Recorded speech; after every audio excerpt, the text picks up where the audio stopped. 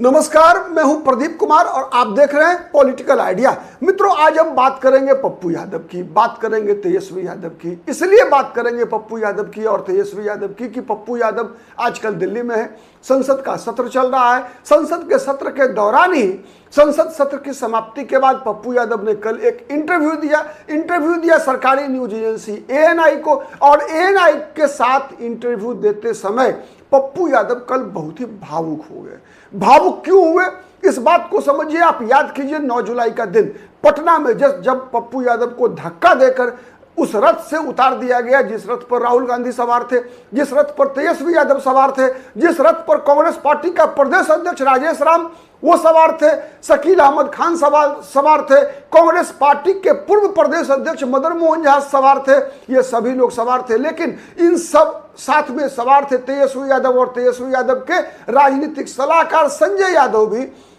इन सबों की जो राजनीतिक अनुभव है, उस राजनीतिक अनुभव के बराबर का एक और व्यक्ति रथ पर चढ़ने का प्रयास कर रहा था और उस व्यक्ति का नाम था पप्पू यादव। लेकिन उस पप्पू यादव को तेजस्वी यादव के प्रयास से, तेजस्वी यादव के सिपह सलार कहा जाता है, माने कांग्रेस पार्टी में आरजेडी का स्लीपर सेल के द्वारा पप्पू यादव को धक्का दिलवा दिया जाता है और उस रथ से उतरवा दिया जाता है। उतरवा नहीं दिया जाता है बल्कि गिरा दिया जाता है। पप्पू यादव का दर्द उभर आता है। उसी दिन शाम में एक अन्य चैनल को दिए इंटरव्यू में पप्पू यादव कहते हैं कि मैं विधायक तब बना था पहली बार 1990 में जब तेजस्वी यादव का जन्म नहीं हुआ था। और पप्पू यादव की आंख से अश्रु बहना शुरू हो जाता है, आंसू की धारा बह चलती है जब पप्पू यादव ये कहते हैं कि पहली बार जब मैं विधायक बना था तो मैंने लालू प्रसाद यादव को मुख्यमंत्री बनाने के लिए कितना पापड़ बेला था। पप्पू यादव चर्चा कर रहे थे 1990 में विधायक दल के नेता के चुनाव का, जब बिहार में जनता दल जब चुनाव जीत कर आई थी तो चुनाव में मुख्यमंत्री का चुनने के लिए 3 उम्मीदवारों के बीच मुकाबला हुआ था। लालू प्रसाद यादव देवीलाल के उम्मीदवार थे, देवीलाल खेमा के, क्योंकि उन दिनों बीपी सिंह प्रधानमंत्री थे देश में। और जनता दल जो पार्टी थी उसमें 3 खेमा माना जाता था, बीपी सिंह का खेमा, देवीलाल का खेमा और तीसरा पूर्व प्रधानमंत्री चंद्रशेखर का खेमा। तो देवीलाल के खेमे से लालू प्रसाद यादव उम्मीदवार थे। विश्वनाथ प्रताप सिंह प्रधानमंत्री के खेमे से रामसुंदर दास, जो कि दलित समाज के नेता थे, पूर्व में मुख्यमंत्री रह चुके थे, वो उम्मीदवार थे।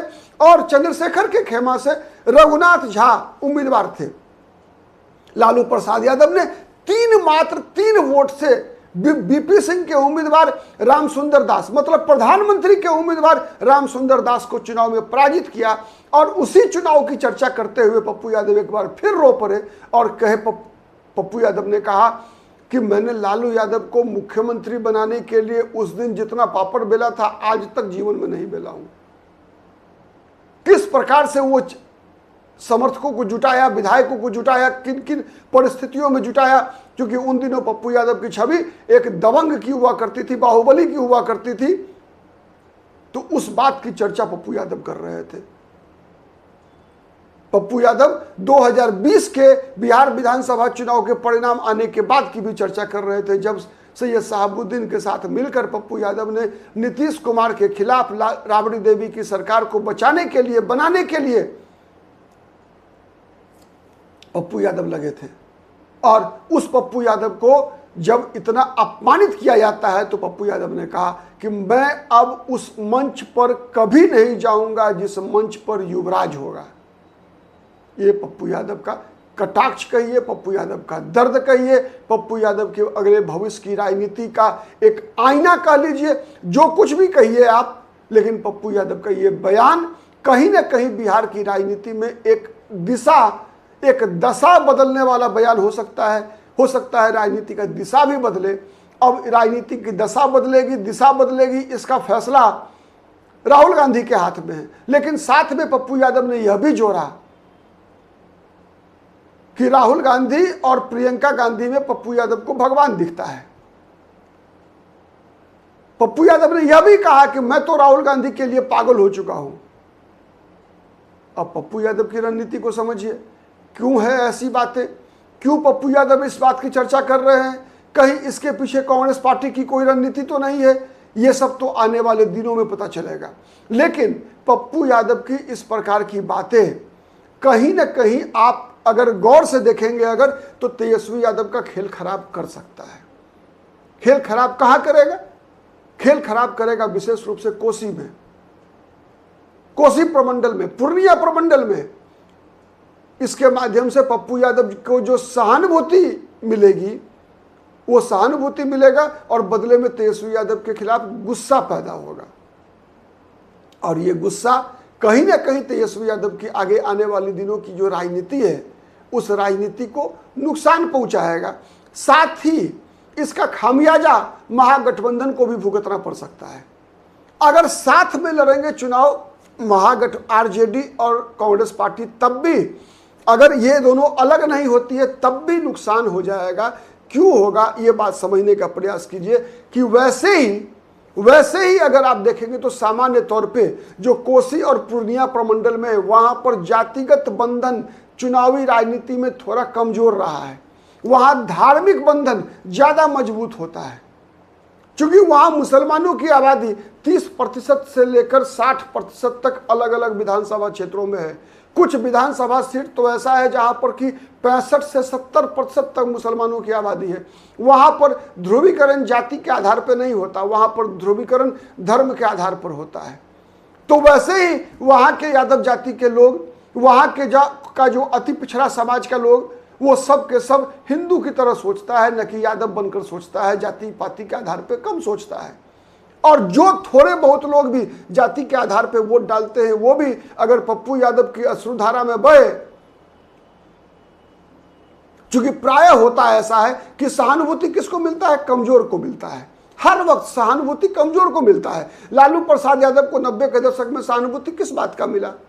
इसी बात का मिला ना कि लालू प्रसाद यादव पिछड़े समाज से आते थे। लालू प्रसाद यादव अगर किसी सवर्ण समाज से होते और जिस परिस्थिति में वो यहाँ राज कर रहे थे, हो सकता है 6 महीना भी उनको मुख्यमंत्री की कुर्सी पर रहने की अनुमति नहीं मिली होती।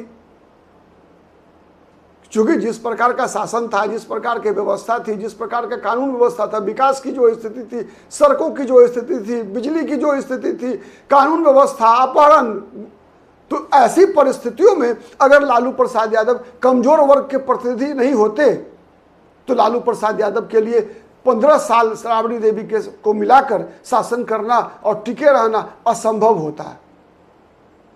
लेकिन हुआ। तो इसीलिए मैंने कहा केवल इस बात को समझाने के लिए कि हर वक्त सहानुभूति का जो फैक्टर होता है वो कमजोरों के पक्ष में होता है।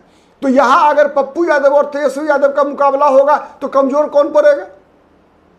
स्वाभाविक है, बताने की आवश्यकता नहीं है। पप्पू यादव कमजोर वर्ग का प्रतिनिधित्व करेंगे और तेजस्वी यादव राजकुमार का प्रतिनिधित्व करेंगे, और यही बात पप्पू यादव करना चाहते हैं। इसीलिए तेजस्वी यादव के नहला पर दहला है पप्पू यादव का ये हमला। अब देखना है कि इसका पप्पू यादव और तेजस्वी यादव और कांग्रेस पार्टी के संबंधों पर क्या असर पड़ता है।